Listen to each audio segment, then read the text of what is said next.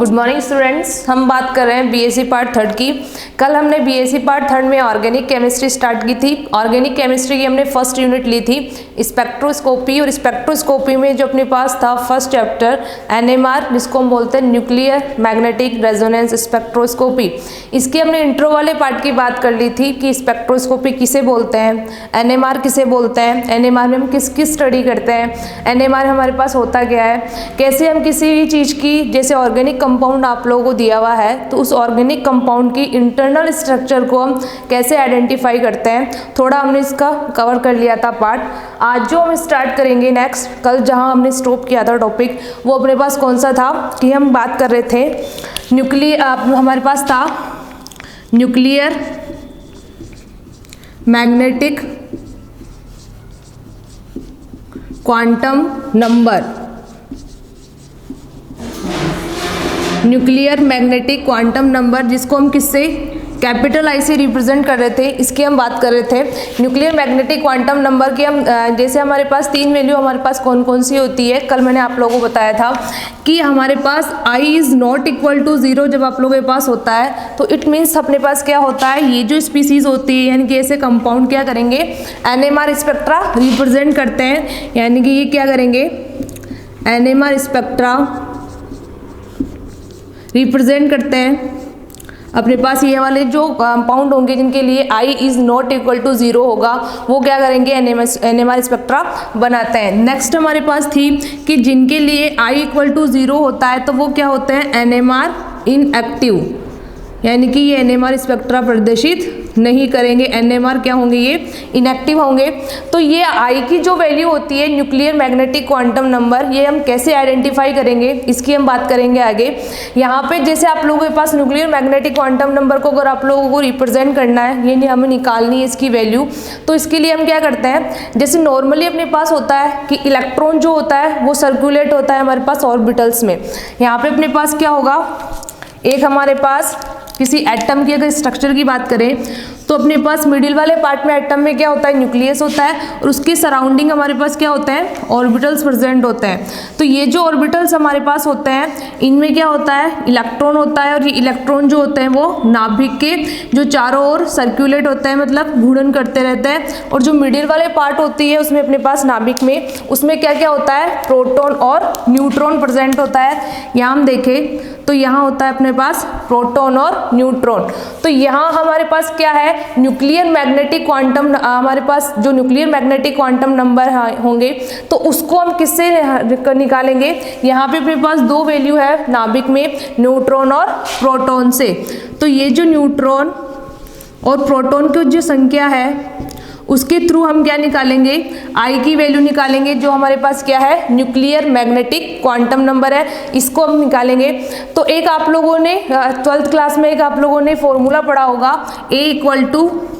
P plus N। यहाँ पे अपने पास क्या है, A जो आप लोगों के पास क्या है, एटॉमिक नंबर है, यहाँ हमारे पास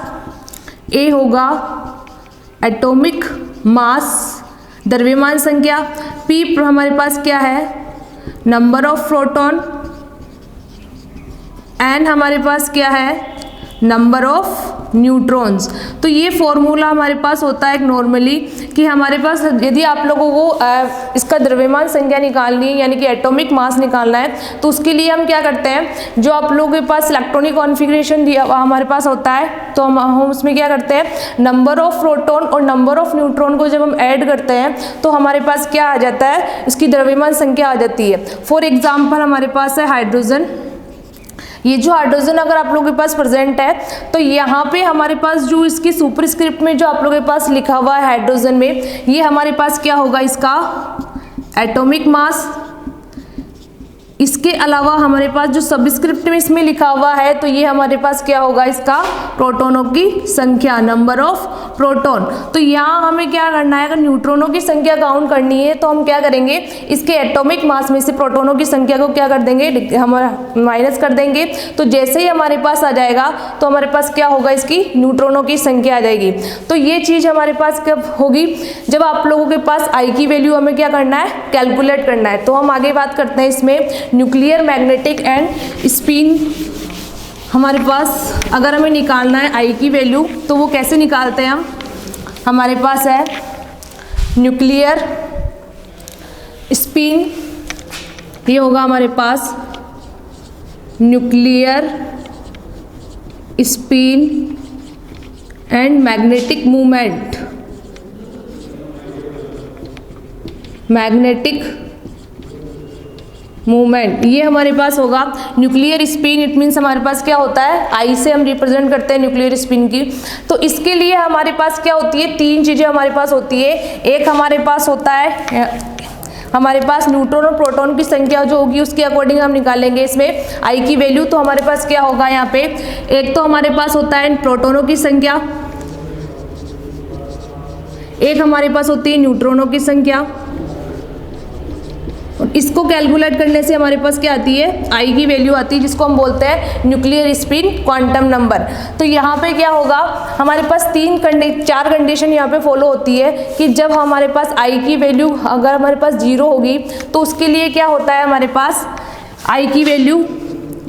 अगर हमें 0 करनी है तो यहाँ क्या होगा, जब प्रोटॉनों की संख्या और जो न्यूट्रॉनों की संख्या हमारे पास इवन होती है, यानी कि सम संख्या में हमारे पास क्या होते हैं, प्रोटॉन और न्यूट्रॉन होते हैं, दोनों की संख्या इक्वल हमारे पास होती है, तो हमारे पास क्या आता है, जो आई की वैल्यू हमारे पास आती है वो क्या आती है, 0 होती है। तो 0 जब आप लोगों के पास आई की वैल्यू होती है तो इट मीन्स हमारे पास क्या होता है, ये क्या होंगे, आज जो NMR जो आप लोगों के पास होंगे वो क्या होंगे, इनएक्टिव होंगे। ऐसे अगर हम एग्जाम्पल की बात करते हैं हमारे पास जिनके लिए आई की वैल्यू हमारे पास 0 होती है, तो यहाँ हमारे पास होता है कार्बन 1266 आप लोगों के पास होता है। नेक्स्ट अगर हम एग्जाम्पल देखें तो हमारे पास होता है ऑक्सीजन, इसके अलावा हमारे पास होता है सल्फर। ये सारे जो एग्जाम्पल है हमारे पास, ये सब क्या होता है, IR इनएक्टिव होते हैं, यानी कि जो आप लोगों के पास NMR स्पेक्ट्रा शो नहीं करते हैं। तो इन सब में क्या होगा, NMR स्पेक्ट्रा, NMR इनएक्टिव होंगे, NMR स्पेक्ट्रा शो नहीं करेंगे। नेक्स्ट अगर हम बात करें यहाँ पे हमारे पास प्रोटॉन और न्यूट्रॉनों की संख्या के अकॉर्डिंग ही, तो हमारे पास होगा यहाँ पे, ये हमारे पास आएगा, तो जब हमारे पास प्रोटॉनों की संख्या क्या हो, ओड हो, यानी कि विषम संख्या में क्या हो, हमारे पास प्रोटॉन प्रेजेंट हो। इसके अलावा हमारे पास जो न्यूट्रॉन होंगे वो भी अगर ओड संख्या में उपस्थित हो, विषम संख्या में उपस्थित हो, तब हमारे पास क्या होता है, जो आई की वैल्यू हमारे पास आती है वो डिजिट में आती है, हमारे पास 1 2 3 हमारे पास ऐसे करके आप लोगों के पास आई की वैल्यू आएगी, या तो उसकी आई की जो वैल्यू होगी या 1 होगी या फिर 2 होगी या फिर 3 हमारे पास होती है। इसके एग्जाम्पल की अगर हम बात करते हैं तो एग्जाम्पल होता है हमारे पास नाइट्रोजन। नाइट्रोजन जो होता है ये हमारे पास होता है नाइट्रोजन, जो 7 नंबर पर होता है। अगर हम इसमें देखें, अगर हम इसमें काउंट करें प्रोटॉन की संख्या, तो प्रोटॉन की संख्या हमारे पास कितनी है, यहाँ पे 7। इसके अलावा हम क्या करें, अगर हमें न्यूट्रॉनों की संख्या काउंट करनी है तो अभी इससे जस्ट पहले मैंने आप लोगों को फॉर्मूला बताया था कि हमारे पास क्या होता है, अगर हम क्या करते हैं एटॉमिक मास में से जो प्रोटॉनों की संख्या है उसको डिक्रीज कर देते हैं, तो हमारे पास क्या आ जाती है, यहाँ पे जैसे हम डिक्रीज करेंगे तो वो हमारे पास क्या आ जाएगी, इसके न्यूट्रॉनों की संख्या। तो इसको कैलकुलेट करके जब हम निकालते हैं यहाँ पे, तो प्रोटॉनों की संख्या इसमें कितनी है, 7 है, और न्यूट्रॉनों की संख्या भी इसमें कितनी है, 7 है। यानी कि दोनों जो अपने पास संख्या जो आप लोगों के पास है वो क्या है, यहाँ पे ऑड है, विषम संख्या में है। तो ये क्या होंगे, इनके लिए जो आई की वैल्यू होगी वो कितनी होगी, 1 2 3 आएगी आप लोगों के पास। हम जैसे ही हमारे पास ये होगा तो ये क्या होंगे, इसके अलावा अगर हम देखें एग्जाम्पल तो होता है हमारे पास हाइड्रोजन, ये भी इसी में होता है। ये क्या होंगे, NMR एक्टिव, यानी कि NMR स्पेक्ट्रा ये शो करेंगे। अगर नेक्स्ट की बात करें हम तो हमारे पास क्या होता है, जैसे ही हमारे पास प्रोटॉनों की संख्या क्या आती है, ओड होती है हमारे पास प्रोटॉनों की संख्या, विषम संख्या में होते हैं हमारे पास प्रोटॉन, और हमारे पास क्या होता है, न्यूट्रॉन जो होते हैं वो सम संख्या में होते हैं। तो ये हमारे पास क्या होती है, इनके लिए जो आई की वैल्यू आती है वो आप लोगों के पास आती है 1/2। इसके अलावा हमारे पास होता है 3/2,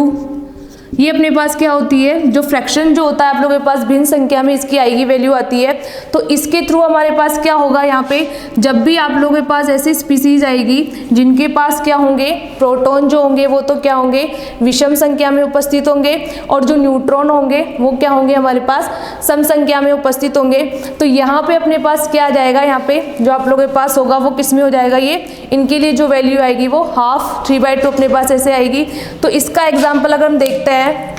तो अपने पास होता है फ्लोरीन, जो आप लोगों के पास होता है वो अपने पास आता है इसमें फ्लोरीन हमारे पास होता है, ये हमारे पास होता है फ्लोरीन। तो फ्लोरीन में क्या होती है हमारे पास, जैसे ही हम क्या करते हैं, हमारे पास जैसे हमारे पास फ्लोरीन आप लोगों के पास काउंट होगा तो ये हमारे पास किस में आएगा, ये हमारे पास आएगा NMR, जो आप लोगों के पास होगा वो क्या होंगे, ये NMR एक्टिव, ये हमारे पास होंगे NMR एक्टिव में काउंट होंगे। इसके अलावा अगर हम बात करें नेक्स्ट की, तो हमारे पास क्या होगा, इसके अपोजिट अगर हम कर देते हैं, यहाँ पे अपने पास क्या होता है, कभी कभी हमारे पास होता है कि जो प्रोटॉन जो आप लोगों के पास होंगे वो क्या होंगे, इवन संख्या में उपस्थित होंगे, यानी कि सम संख्या में अगर प्रोटॉन उपस्थित होते हैं, इवन होंगे हमारे पास प्रोटॉन और ओड होंगे हमारे पास न्यूट्रॉन। तो इनके लिए भी जो आई की वैल्यू आती है वो भी अपने पास डिजिट में, फ्रैक्शन में ही आती है, 3/2, 5/2 ये अपने पास होते हैं। इसका एग्जाम्पल अगर हम देखते हैं तो अपने पास किस में क्या होगा, यहाँ पे कार्बन जो आप लोगों के पास आता है C16 वो अपने पास आ जाता है इसमें एग्जाम्पल। तो ये हमारे पास होगा, ये हमारे पास होगा कार्बन, ये भी क्या होंगे हमारे पास NMR एक्टिव, यानी कि आप लोगों को ये देखना है कि NMR स्पेक्ट्रा कौन सी स्पीसीज ऐसी है जो NMR स्पेक्ट्रा शो कर रहे हैं और कौन सी स्पीसीज ऐसी है जो NMR स्पेक्ट्रा नहीं देंगे। तो उसके लिए आप लोगों को क्या करना है, न्यूक्लियर मैग्नेटिक क्वांटम नंबर यानी कि न्यूक्लियर स्पिन जो होगी, कैपिटल आई की वैल्यू आप लोगों को देखनी है। अब कैपिटल आई की वैल्यू आप लोगों को कैसे देखनी है, मैंने आप लोगों को बता दिया कि प्रोटॉनों की संख्या और न्यूट्रॉनों की संख्या को कैलकुलेट करके हम क्या निकालते हैं, आई की वैल्यू निकालते हैं। जब आप लोगों के पास आई की वैल्यू 0 आती है, इट मीन्स वो क्या होगा, NMR स्पेक्ट्रा शो नहीं करेगा। जब आई की value is not equal to 0 होगी अपने पास, यानी कि आप लोगों के पास आई की वैल्यू या तो फ्रैक्शन में आए या फिर डिजिट में आप लोगों के पास आएगी, तब क्या होंगे, वो NMR एक्टिव होंगे, यानी कि वो NMR स्पेक्ट्रा शो करेंगे। तो ये अपने पास था कि कैसे हम न्यूक्लियर स्पिन के थ्रू आई की वैल्यू कैलकुलेट कर सकते हैं। इसके अलावा अगर हम बात करें यहाँ पे इसके कोणीय संवेग की, तो हमारे पास है यहाँ पे, अब NMR स्पेक्ट्रा आप लोगों के पास जैसे ही शो करेंगे यहाँ पे, तो इसमें क्या होगा, हमारे पास कुछ आप लोगों के पास पिक्स मिलती है यहाँ पे NMR स्पेक्ट्रा में, तो वो हम देखते हैं। कोणीय संवेग की अगर हम बात करें, जैसे हमारे पास इलेक्ट्रॉन जो होता है उसका कोणीय संवेग हमारे पास क्या होता है, h/2π हमारे पास आई की वैल्यू आती है। तो इलेक्ट्रॉन का अगर हम देखते हैं कोणीय संवेग, यानी कि इलेक्ट्रॉन का अगर हम जैसे ही हम काउंट करते हैं कोणीय संवेग, तो उसके लिए हमारे पास क्या होता है, h/2π हमारे पास क्या आता है, कोणीय संवेग आता है यहाँ पे। वैसे ही हमारे पास क्या होगा, यहाँ पे हम किसकी स्टडी कर रहे हैं, यहाँ पे NMR यानी कि हम प्रोटॉन की स्टडी कर रहे हैं। यहाँ पे हमने देखा था कि जो एटम होता है उसके हमारे पास क्या होता है, प्रोटॉन और न्यूट्रॉन होता है, और मेनली जो हम NMR में जो स्टडी करते हैं न्यूक्लियर की, वो हम मेनली किसकी करते हैं, प्रोटॉन की हम स्टडी करते हैं। तो इसलिए हम क्या करते हैं, जो NMR आप लोगों के पास होता है उसको हम और क्या बोलते हैं यहाँ पे, PMR यानी कि प्रोटॉन मैग्नेटिक रेजोनेंस। न्यूक्लियस में हमारे पास क्या होंगे, प्रोटॉन और न्यूट्रॉन दोनों होंगे, लेकिन मेनली जो NMR में स्टडी करते हैं वो किसकी करते हैं, प्रोटॉन की करते हैं। तो इसलिए हम क्या बोलते हैं, NMR को क्या बोलेंगे, PMR भी हम बोलते हैं हमारे पास। इसके अलावा अगर हम बात करें यहाँ पे, तो हमारे पास क्या होगा, प्रोटॉन होगा। इसके अलावा हमारे पास एक और होगा C16 जो आप लोगों के पास होगा कार्बन। अगर इसके थ्रू भी हमें क्या करना है, कार्बनिक यौगिक जो होंगे उनकी स्ट्रक्चर आइडेंटिफाई करनी है, तो उसके लिए हम एक और स्पेक्ट्रोस्कोपी काम में लेते हैं। वो हमारे पास क्या होती है, आप लोगों के पास होती है 6, आप लोगों के पास कार्बन होता है, इसकी भी हम स्पेक्ट्रोस्कोपी काम लेते हैं। लेकिन NMR में हम मेनली किसकी देखते हैं, जो हमारे पास होता है प्रोटॉन। इसके बाद अगर हम बात करें इसमें प्रिंसिपल ऑफ NMR, उसकी हम हमारे पास जो NMR जो होगा वो कौन से स्पेक्ट्रा जो आप लोगों को कंपाउंड मिलेंगे वो कौन से प्रिंसिपल पर आप लोगों के पास फॉलो करेंगे, इसकी हम बात करेंगे नेक्स्ट क्लास में। आज के लिए इतना ही, थैंक यू।